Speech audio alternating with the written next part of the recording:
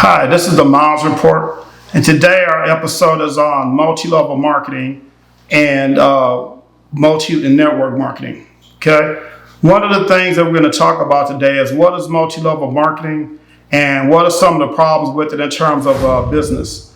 When we talk about this, we're going to define what multi-level marketing is and some of the history of it. We're going to talk about some facts of multi-level marketing.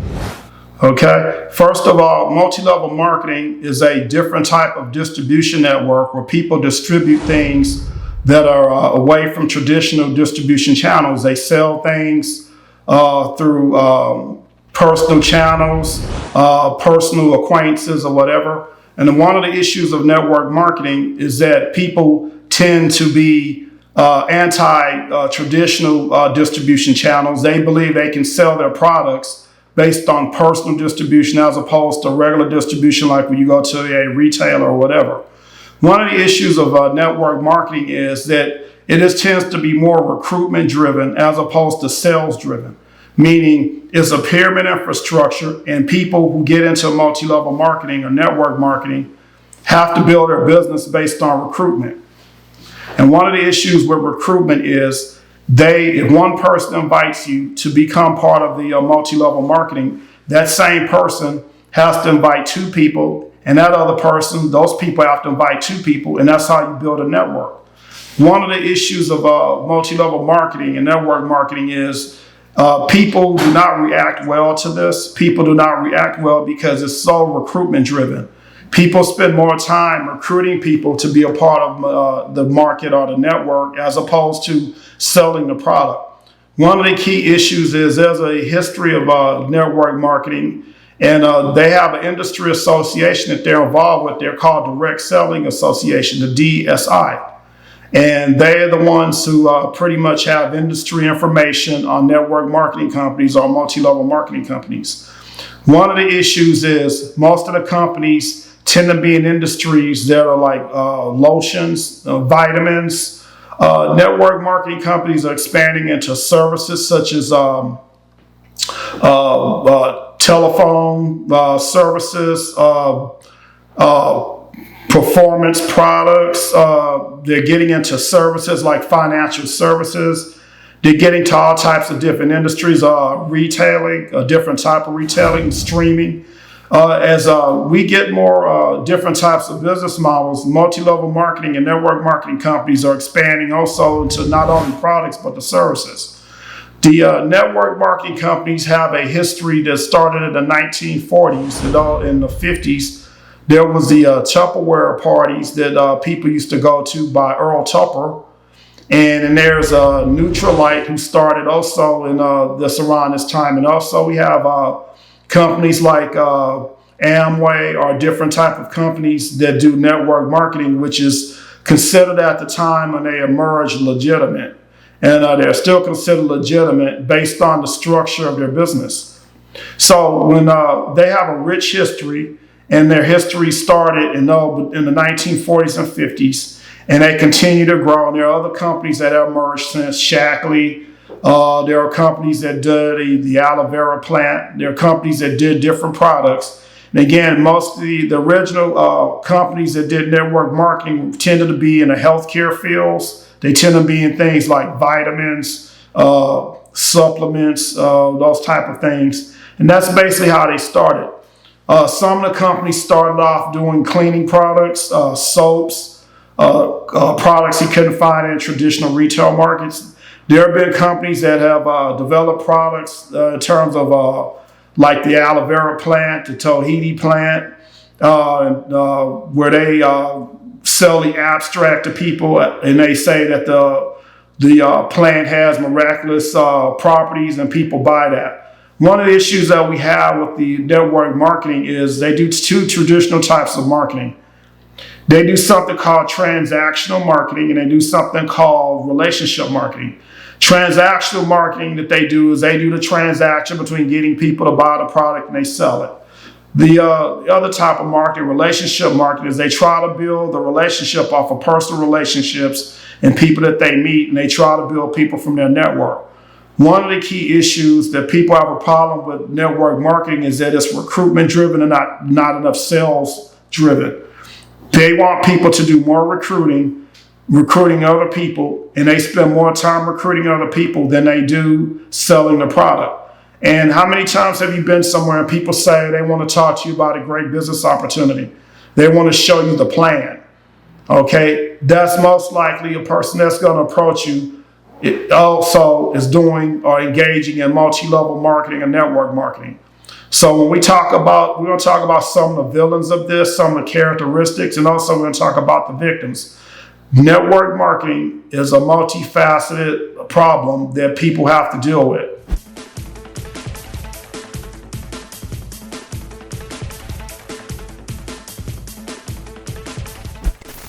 The Miles Report Confidential Docuseries is a 1-hour weekly docuseries that features topics about business challenges, mysteries, scams, business opportunities, and engaging topics. Hi, this is the Miles Report. We're going to talk about an interesting topic that's going to be of interest to most people in the business world.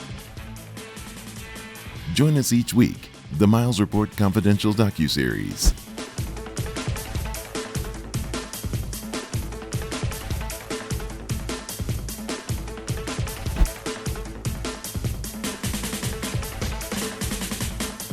Okay, I want to talk about some of the villains or villain behavior of multi-level marketing. Some of the things that we're going to talk about is the structure of multi-level marketing. What are some of the problems of multi-level marketing as a business model? One of the issues of multi-level marketing as a business model is that it has a pyramid infrastructure. And you have to bring people in to build the pyramid, and that's how the pyramid grows. However, the pyramid tends to collapse between the 5th and 6th level. Okay, you invite a person, those two people invite a person, and those two people invite a person, and it proliferates and proliferates. The second issue is market saturation. One of the prevailing issues of multi-level marketing is totally against the traditional structure of marketing. And one of the issues is market saturation. Everybody cannot be a customer. That's what people that engage in multi-level marketing do not understand. When you have market saturation, that means everybody's a customer and nobody's buying any products. And again, they don't consider things such as segments in the marketplace. Everybody is not a customer. And people in multi-level marketing do not recognize that. And lastly, they call something doomed by design. Doomed by design means because you're recruitment driven, but before you make any money, you have to recruit people. And if people are not going, the pyramid collapsed at the 5th or 6th level, you have expended all of this effort and you're not making money. It's very difficult to make money in multi-level marketing. Some people have made money. I'm not going to say they haven't, but it's very difficult to make money dealing with multi-level marketing as a business model. One of the other issues is what are the behavior of people that try to engage people in multi-level marketing? One of the things is villains often play on people's emotion, play on people's guilt. They manipulate the relationships with people. That people are deceptive in how they recruit people to get into multi-level marketing. Many times victims have said, or people who engage in this behavior said villains have approached them in malls. Villains have approached them in grocery stores. Villains have approached them in retail stores or any type of social gathering. And one of the things villains do is they like to say, how much money do you make? Are you happy? And then they show their car, how much money they make. They show how much money they made last year, or they brag about that. And they like to brag, and most of these things cannot be proven. Just because somebody drives a nice car don't mean that car belongs to them. They could be leasing that car. So a lot of victims do a lot of unethical things to recruit people into multi-level marketing. Another thing that villains do is they try to show people fake symbolic things of success. They use cars. They say they have a big house. They show pictures of their house. They wear Armani suits. Most of the time they're impeccably dressed, and they say they have all of these things because they've been engaged in multi-level marketing and the business has been good to them. What they don't tell you is it's very difficult to make money in multi-level marketing. 99% of the people who get in multi-level marketing get out of it within the first year. Less than 1% of people, or maybe 5% of people, actually make a profit in multi-level marketing. And multi-level marketing because the way it's structured, most people, the turnover and attrition of it is completely horrendous. Most people get in multi-level marketing, get out within a year or less. One of the other issues is, why do people continue to patronize this? Why do people do this? People get into multi-level marketing because they think they can make a quick buck. They get into multi-level marketing because they see promises of wealth and promises of prosperity and a promise of residual income. Multi-level marketing is very hard to make residual income when people tend to leave within the first year, and maybe less than 1% or maybe 5% actually make any money. Another thing that villains do is they try to use deceptive tactics to try to lure people into multi-level marketing by showing them where the company manufactures the product. Say they live in a gated community, and for them to live in that community, that's how they made money through the business. And again, most people that get involved with this, or people that are led by villains, are not very smart or very business savvy. And we will get into more about the victims of multi-level marketing. What are some of the other things villains do? Villains love to talk about stay away from your family, stay away from anybody that tells you that anybody but them can get into multi-level marketing. Everybody can make a profit. Villains do the most horrible, unethical things to lure people into multi-level marketing. One last aspect that villains do is they use unethical behavior. They use deception by lying. They use deception by trickery, and they use deception by puffery. Those are the things that villains do to get people to be involved in multi-level marketing. That's why it's a controversial form of business, and people need to be aware of it.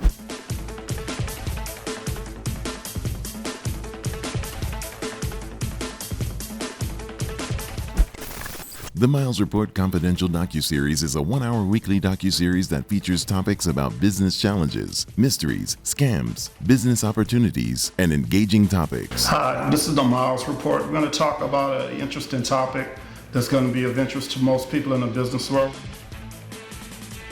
Join us each week, the Miles Report Confidential Docuseries.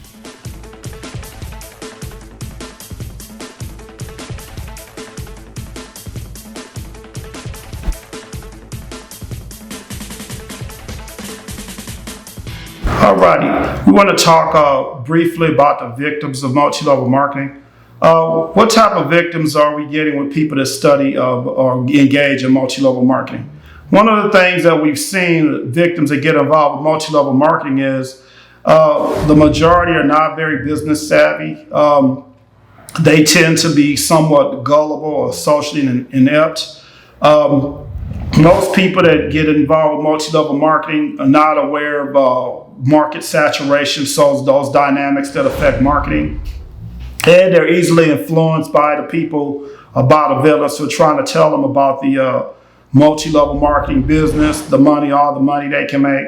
And most people that get involved as victims get involved with it for some reason. They are not happy with their job. They're not happy with their career. They hadn't made the money that they wanted to make. They got into the wrong field. So multi-level marketing offers them an opportunity to get into a field to make money. The problem is, again, most people that get involved with multi-level marketing are out after the first year, and 99% that get engaged in multi-level marketing are out within the first year. Less than 1% actually make any money. So what are some of the things the victims tend to do, or how they tend to be influenced? Again, victims are shown cars, they're shown expensive clothing, they are shown expensive housing. According to the villain, they make it seem like they may live at that house or invite the people to their house. No one can say that the victims did not see how the people live. So the villains also trick them into believing that what seeing is believing. Just because they see them making money or see them in a nice car, victims typically believe what they see, and that's one of the tricks of the villains, is to trick the victims into believing that they are very prosperous and making money. So what are some other issues why victims get involved with multi-level marketing? One, low barriers to entry. Two, they can work at their leisure. Three, the promise of passive income or residual income. Four, they don't have to borrow money from anybody to get involved with multi-level marketing. 4, they don't have to go through any restrictions or be screened to be involved in multi-level marketing. That means criminals can get into multi-level marketing, people that have been incarcerated. So the barriers are pretty low for people to get into it. That's why a lot of victims get involved in multi-level marketing. And again, consider that people have not made money in their career. Multi-level marketing tends to offer them hope, offer some type of hope to them, and gives them false promises of being developing and creating wealth. And that just doesn't happen. Another issue is when we talk about barriers to entry. Well, there are no barriers. It's not, they won't let you in because of your gender. They don't deny you because of your height. They don't deny you because of your race. So most people are very, very influenced by that. So they join multi-level marketing companies and try to get in. And again, the victims are not usually understanding this is a reason that anybody can get involved in multi-level marketing because they have no barriers to entry to get in. And again, they can work at their own leisure. They don't have to have a college degree. They don't have to have any business experience. And multi-level marketing gives people that false hope or give victims that false hope. So here's some facts for you. Many times the Small Business Administration or the Small Business Development Center, which it works with most universities, will not help anyone that's involved in the practice or engaged in the business of multi-level marketing. Many of the people in the SBA, or the Small Business Administration, believe that people that get involved with multi-level marketing are very gullible, socially inept, are not business savvy, and tend to be people who are basically believe anything that somebody tells them, and again, engage in a business that's questionable. So when people try to get involved in multi-level marketing, it has so many strikes against them. Another issue is when the SBD Center gets involved with people that try to get involved or engage in multi-level marketing, they turn them away. And again, the SBD Center provides consulting services to people who are starting a business, and they turn away people who get involved in multi-level marketing. Now, the SBA will not provide any lending to people that get involved with multi-level marketing. And again, they consider people that get involved in this business socially inept and people who are considered not very business savvy. So what does that tell you about the issue of multi-level marketing as a business? Well, one thing that we have to learn from this is that if a business is not being supported by the SBA or the SBDC Center, you have to ask questions about that. So why do people still engage in multi-level marketing after all of these things? They have nowhere else to go. They believe that the pursuit of residual income is almost a pipe dream. People actually believe that they can make money doing this business, and they can't. There's no way that people can build a business based on recruitment. And again, the thing that hurts people is having to recruit people for business is not a business. You're basically being a sales for distribution or distributor. You cannot build a business by selling and recruiting other people. So again, why many people get out of the business is because 99% get out of the business within the first year is because some people are not good at recruiting people. Now I've seen multi-level marketing companies have people that if they're not good at recruiting, they'll have people call this number and this guy can tell you about the business. So people that get involved with this business have to consider one thing. It's very difficult to make money. I'm not saying you can't make money, it's very difficult. So what do we learn from all of this about the issue of multi-level marketing? Well, we're going to leave you with 3 points. Multi-level marketing is a recruitment-driven business, not a sales-driven business. Because of that, you have problems with people getting into business and also leaving the business. The next issue is market saturation. It's very hard to deal with a business that has market saturation issues that nobody makes money. And the last issue is people from the SBA, the SBDC Center does not consider multi-level marketing to be a legitimate business or a business that they would try to consult with. So I want to leave you with those 3 key points before you consider getting into multi-level marketing as a business. It is very difficult to make money, and it's highly a controversial business with people who do not want to get involved. It involves your social networks. It also affects your relationships with your friends and family and also people who you work with. That's what multi-level marketing does, is damages relationships and also exploits relationships. So that's what we have to say about multi-level marketing. Hopefully my tips and my episodes very helpful to you. This is the Miles Report.